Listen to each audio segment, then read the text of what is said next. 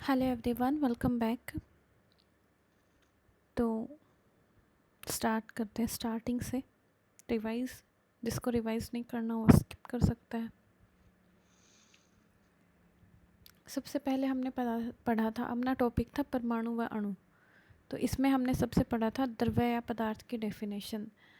पदार्थ या द्रव्य क्या होता है? जिसमें द्रव्यमान होता है और वो स्थान घेरता है। ठीक है। उसके बाद में हमने 3 अवस्थाएं पढ़ी: ठोस, द्रव्य, गैस, प्लाज्मा और बीईसी, ये भी ऐड हो गई। फिर हमने पढ़ा ठोस, द्रव्य, गैस के क्या क्या होता है, इनमें अंतर मान लो, इनकी विशेषता मान लो। एक नोट है, सभी द्रव्य, द्रव्य यानी पदार्थ हो गए, सभी पदार्थ द्रव्य नहीं होते। बिल्कुल सही है, क्योंकि सभी पदार्थ ठोस, द्रव्य, गैस, प्लाज्मा या फिर बीईसी हो सकते हैं, परंतु सभी द्रव्य द्रव्य होते हैं, मतलब पदार्थ होते हैं। ओके। फिर हमने इनमें अंतर पढ़ा: सॉलिड, लिक्विड, गैस। जिसमें हमने देखा कि सॉलिड में क्या होता है, अणु पास पास होते हैं सबसे, फिर लिक्विड में इसके थोड़े दूर होते हैं, फिर गैस में और दूर होते हैं। ठीक है। फिर इनके मध्य हमने आकर्षण बल देखा, सबसे पास पास है तो अधिकतम होगा, फिर उससे कम और कम होगा, फिर और कम होगा। ठीक है। उसके बाद में हमने देखा आकार का, आकार सॉलिड का निश्चित होता है, इसका अनिश्चित, दोनों का। फिर आयतन देखा था, आयतन इसका निश्चित, लिक्विड का भी निश्चित, बट इसका अनिश्चित। फिर घनत्व देखा था, घनत्व सबसे ज़्यादा सॉलिड का होता है, उसके बाद में थोड़ा कम होता है लिक्विड का, और उससे कम होता है गैस का। फिर हमने घनत्व का डेफिनेशन, जो फॉर्मूला होता है D = m/v, मतलब घनत्व द्रव्यमान पे निर्भर करता है। जिसका द्रव्यमान ज़्यादा होगा, एक मतलब सिंगल इकाई आयतन में तो उसी का घनत्व ज़्यादा होगा। उसके बाद में हमने देखा था बर्फ़ और जल का कॉम्बिनेशन में क्या होता है। बर्फ़ को जल में डुबाते हैं, बर्फ़ को अल्कोहल में डुबाते हैं, जल में तेल को डुबाते हैं, तो क्या क्या बन सकता है? ओके। कौन तैरेगा, कौन नीचे जाएगा? तो जिसका घनत्व कम होगा वो तो ऊपर उठेगा। ठीक है। और जिसका घनत्व ज़्यादा होगा वो नीचे जाएगा। जैसे जल और बर्फ़ में क्या होता है, बर्फ़ डालते हैं जल में तो वो ऊपर तैरती है, इसका मतलब बर्फ़ का घनत्व क्या हो गया, कम हो गया, और जल का ज़्यादा हो गया। अल्कोहल में ही बर्फ़ को डालते हैं तो बर्फ़ क्या होती है, नीचे जाती है, तो इसका मतलब अल्कोहल से बर्फ़ का घनत्व ज़्यादा हो गया। फिर तेल को डालते हैं जल में तो तेल तैरता है, मतलब तेल का घनत्व जल से कम है। ओके। नेक्स्ट हमने एक पॉइंट और पढ़ा, टेम्परेचर बढ़ाएंगे तो गतिज ऊर्जा बढ़ेगी, कण दूर दूर होंगे, घनत्व कम होगा और वो हल्का होगा और ऊपर जाएगा। इसी इफ़ेक्ट पे कौन काम करता है? जो अपना एग्जॉस्ट लगाते हैं वो सब। तो गर्म गैस हल्की होकर ऊपर की ओर उठती हैं और उनका घनत्व कम होता है, तो ये रोशनदान से ऊपर की, इसलिए रोशनदान ऊपर की ओर बनाए जाते हैं। ठीक है। फिर नेक्स्ट है कंप्रेसिबिलिटी, संपीड्यता। जिसके कण सबसे दूर दूर होंगे उसमें संपीड्यता सबसे ज़्यादा होगी, मतलब उसको सबसे ज़्यादा कंप्रेस कर सकते हैं। और फिर जिसके कण एकदम ही पास पास हैं तो उसको कंप्रेस करेंगे तो क्या ही मतलब है। तो सबसे कम संपीड्यता किस में होती है? ठोस में, फिर उससे ज़्यादा लिक्विड में, उससे ज़्यादा गैस में, सबसे ज़्यादा किस में? गैस में। फिर हमने एलपीजी पढ़ी थी, मतलब कंप्रेस्ड गैस से पढ़ी थी, तो एलपीजी और सीएनजी। एलपीजी की full form liquefied petroleum gas. ये क्या होती है? द्रवित होती है।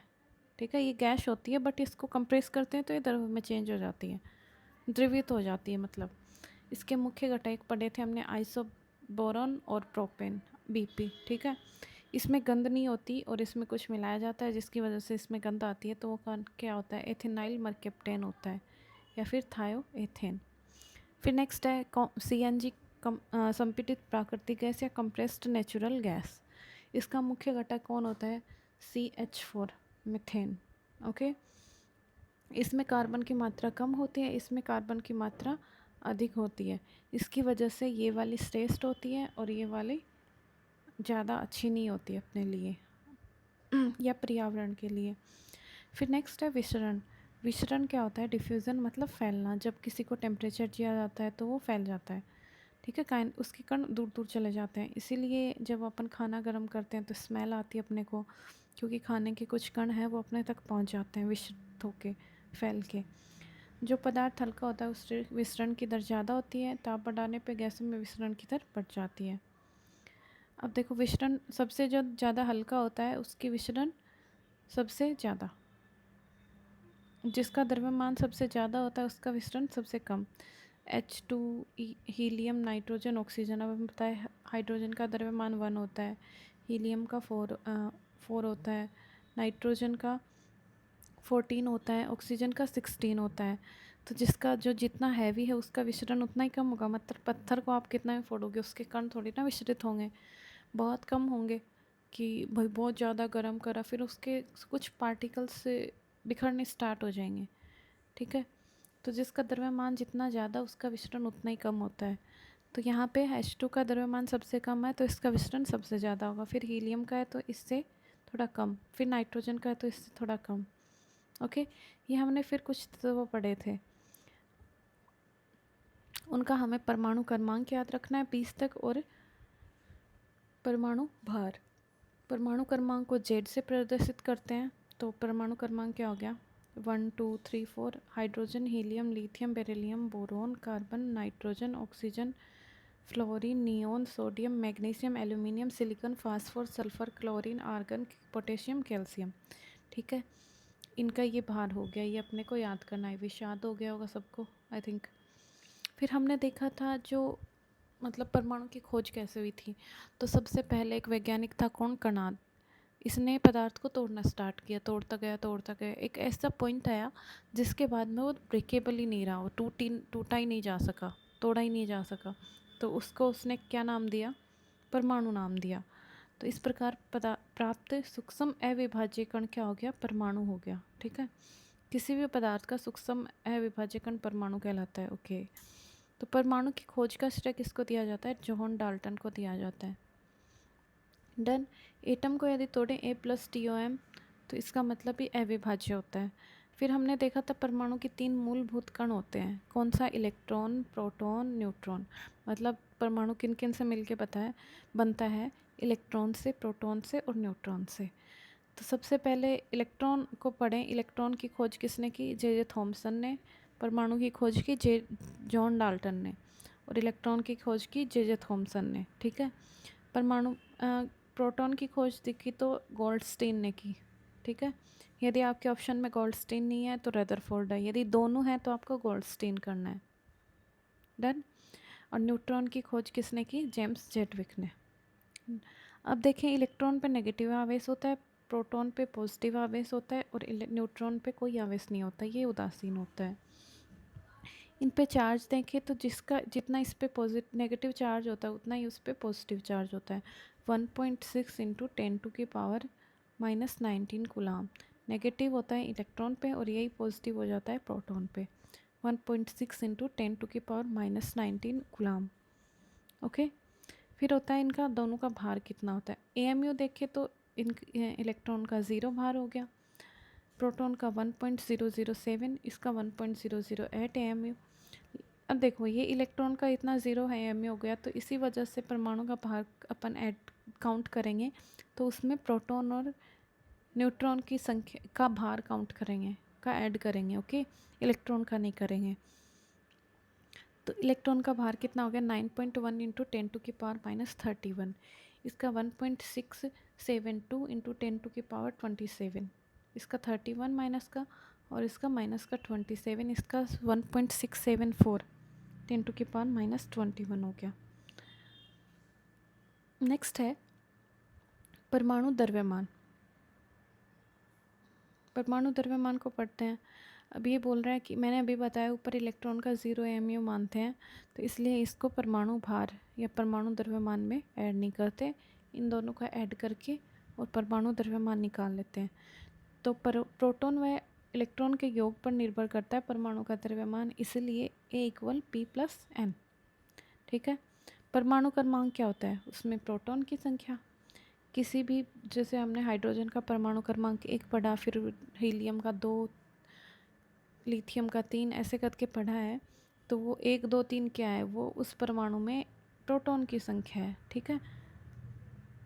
तो उसमें उपस्थित प्रोटॉन की संख्या की जानकारी कौन देता है, परमाणु क्रमांक। तो ये इक्वेशन कैसे होगी, इसमें प्रोटॉन की संख्या z से रिप्लेस कर दो क्योंकि वो दोनों सेम ही होती हैं। तो a equal z plus N हो गया। तो अपने पास क्या क्या होता है, अपने पास a equal z upon z plus N हो गया। अब अपने पास सोचो a दे रखा है, एक है परमाणु भार टोटल, ये हमें पता है परमाणु क्रमांक। तो अपन क्या करेंगे, यहाँ से न्यूट्रॉन की संख्या निकाल लेंगे। कैसे, इसको इधर माइनस करके a माइनस जेड आ जाएगा इक्वल n। ओके, तो ये एक इक्वेशन बन गई। नेक्स्ट है परमाणु। परमाणु क्या होता है, गोलाकार होता है, ये हमने पढ़ा है। कैसे, इसके नाभिक केंद्रक में होता है, कौन, नाभिक बोलते हैं इसको। इसका परमाणु का जो केंद्र होता है उसको नाभिक बोलते हैं, उसकी खोज रदरफोर्ड ने करी है। तो इसके अंदर तो प्रोटॉन और न्यूट्रॉन होते हैं। इलेक्ट्रॉन क्या होते हैं, थोड़ा भार कम होता है तो इसलिए ये इधर उधर घूमते रहते हैं। तो पहले कक्षा में 2 इलेक्ट्रॉन होते हैं, दूसरे में 8 होते हैं। ठीक है,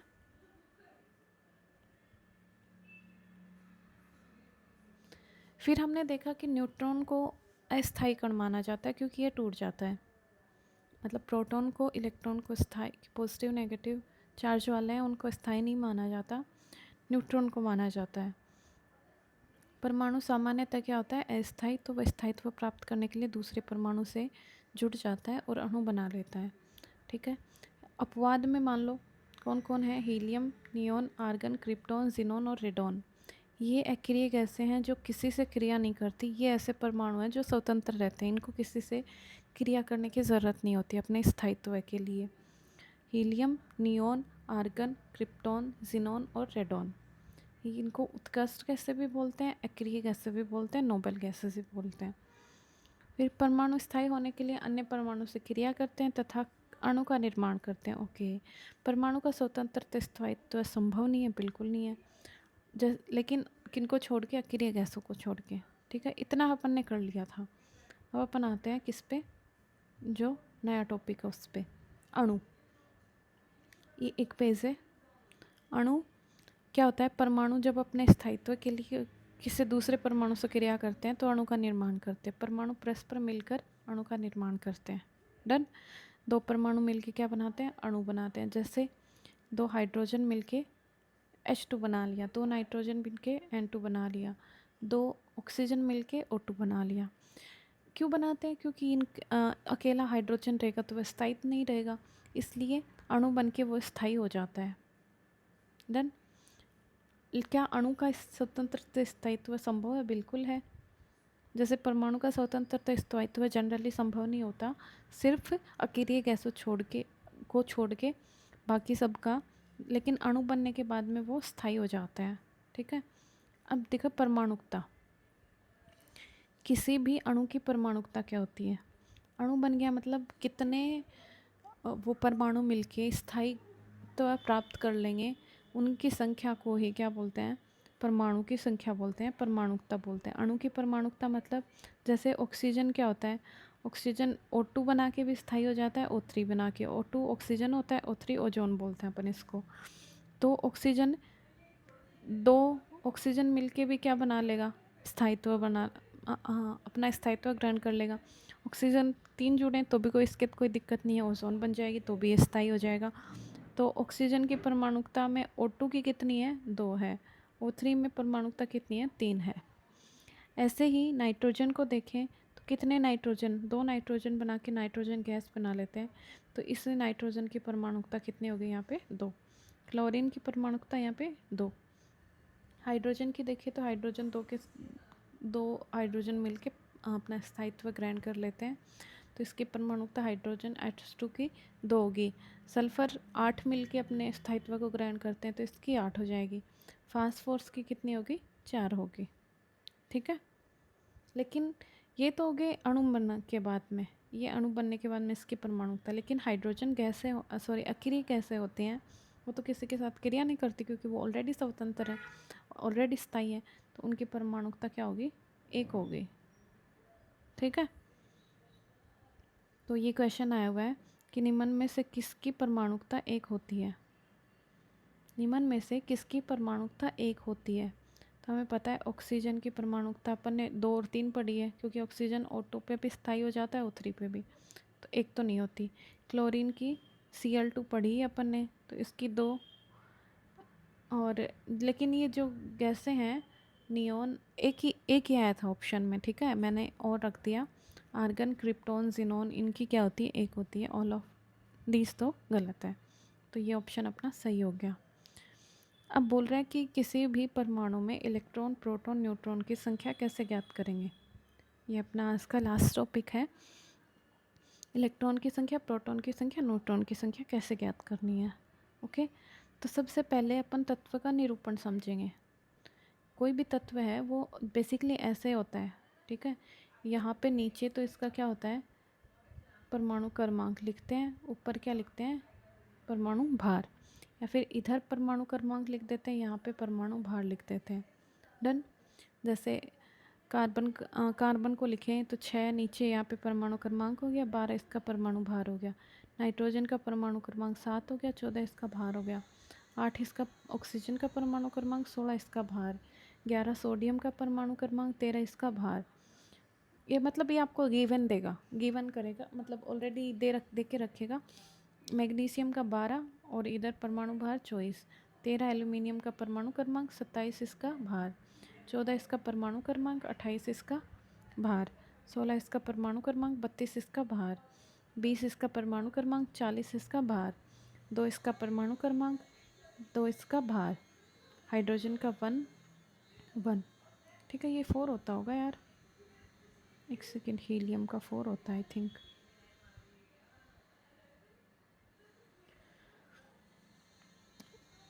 तो यहाँ पे हाइड्रोजन, हीलियम का मैंने गलत लिख रखा है, यहाँ पे 4 आएगा।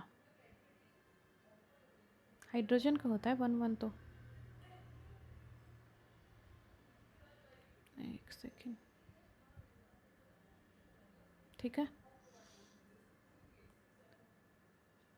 तो यहाँ पे हम पता लग गया कि पहले तो इसके तत्व का निरूपण देखेंगे, ऐसे ऐसे रखा है। इसमें ये परमाणु क्रमांक होगा, ये परमाणु भार होगा। न्यूट्रॉन की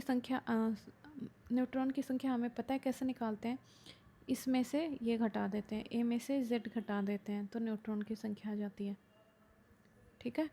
प्रोटॉन की संख्या ये जेड खुद है, ठीक है। तो यही लिख रखा है। स्टेप 2 में क्या करेंगे, प्रोटॉन की संख्या वो खुद क्या है, जेड परमाणु क्रमांक।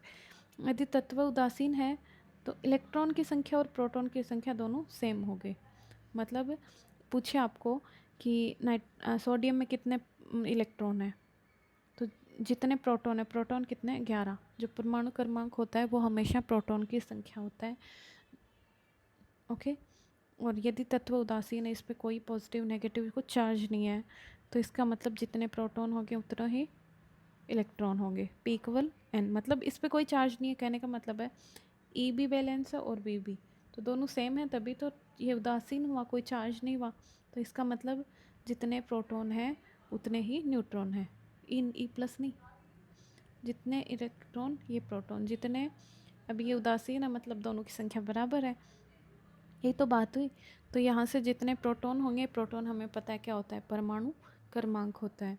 न्यूट्रॉन की संख्या हमें पता है, ये A-Z कर देंगे।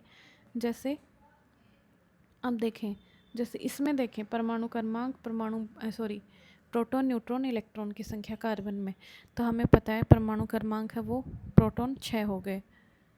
तो ये क्या है, 6 में से 12 में से 6 निकाल दो तो वो न्यूट्रॉन की संख्या भी 6 होगी। और इलेक्ट्रॉन की संख्या अभी उदासीन है, तो इलेक्ट्रॉन की संख्या भी 6 हो जाएगी जितनी प्रोटॉन की होगी। अब नाइट्रोजन में प्रोटॉन की संख्या 7 होगी, न्यूट्रॉन की संख्या कितनी होगी, 14 - 7 बराबर 7। और इलेक्ट्रॉन की संख्या कितनी होगी, जितनी प्रोटॉन की उतनी 7। इसकी कितनी हो जाएगी, 8 8 8 8 प्रोटॉन की संख्या, 16 - 8 न्यूट्रॉन की संख्या, और प्रोटॉन के इक्वल ही न्यूट्रॉन होंगे 8, ठीक है। तो ऐसे करके आप सबका ट्राई करके देख लो, आ जाएगा। जैसे मैंने यहाँ पे नाइट्रोजन लिख रखा है, तो नाइट्रोजन Na आएगा यहाँ पे, ठीक है। तो Na का ये 11 हो गया, ये 23 हो गया। 11 इसका प्रोटॉन है, 11 न्यूट्रॉन, 11 ही इलेक्ट्रॉन है, और 23 में से 11 घटा दो तो 12 बच गए, वो कौन है, न्यूट्रॉन। हाइड्रोजन में देखें तो हाइड्रोजन में एक एक कितना है, प्रोटॉन एक है, न्यूट्रॉन न्यूट्रॉन एम एक 1 - 1 0 हो गया, और इलेक्ट्रॉन कितना हो गया, 1 हो गया। जितना प्रोटॉन उतना ही न्यूट्रॉन। अब किसी भी, नेक्स्ट ये दिख रखा है थोड़ा सा कि किसी भी आप परमाणु पे आपने पॉजिटिव साइन लगा रखा है। पॉजिटिव साइन मतलब एन, मतलब H+ है, ठीक है, ठीक है। तो यहाँ पे प्लस साइन का मतलब है कि इसने एक ऋणात्मक त्याग दिया, मतलब एक इलेक्ट्रॉन इसने बाहर निकाल दिया, तभी पॉजिटिव साइन आया। यदि H- लगा हुआ हो तो मतलब नेगेटिव, उदासीन से नेगेटिव आ गया, मतलब उदासीन से नेगेटिव आ गया।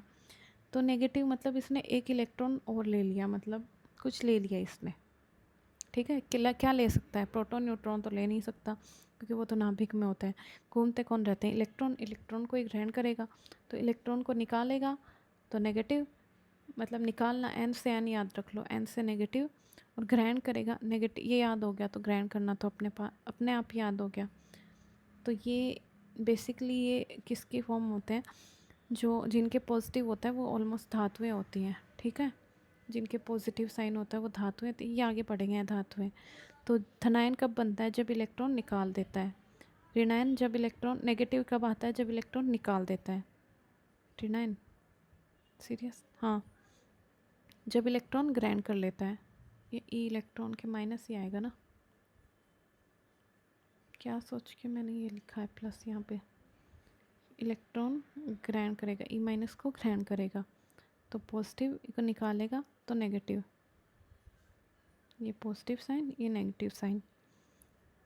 जैसे इसको देखें, सोडियम पे प्लस क्या आया, तो सोडियम का हमने पता है कि 11 परमाणु क्रमांक होता है, तो 11 इसमें प्रोटॉन की संख्या, न्यूट्रॉन की संख्या कितनी होगी, 23। 23 में से 11 गए 12, तो ये न्यूट्रॉन की संख्या होगी। फिर इलेक्ट्रॉन की संख्या प्रोटॉन की संख्या के बराबर ही होती है, लेकिन एक इसने निकाल दिया इलेक्ट्रॉन, तो ये कितना हो गया, 10 हो गया। जैसे O-2 का देखें, ये वाला, तो यहाँ पे -2 है, तो O कितने नंबर पे आता है, hydrogen, helium, lithium, beryllium, boron, carbon, nitrogen, oxygen, 8 number पे आ गया। तो 8 नंबर, तो इसमें 16 इसकी क्या होती है, परमाणु भार होता है ऑक्सीजन का, 8 16, तो प्रोटॉन की संख्या 8 हो गई, न्यूट्रॉन की संख्या 16 - 8 8 होगी। इलेक्ट्रॉन की संख्या प्रोटॉन की संख्या के बराबर होती है, 8 होगी। कब, यदि कुछ उदासीन फॉर्म में होगा, लेकिन इसने तो 2 ऑलरेडी ग्रहण कर रखे हैं, तो 8 2 मिलके कितने हो गए, 10 हो गए।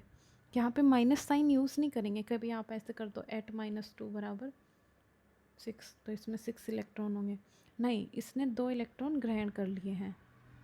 ये तो नेगेटिव, मतलब इलेक्ट्रॉन ग्रहण के लिए किए हैं, इसलिए यहाँ पे नेगेटिव दिखाया ऊपर।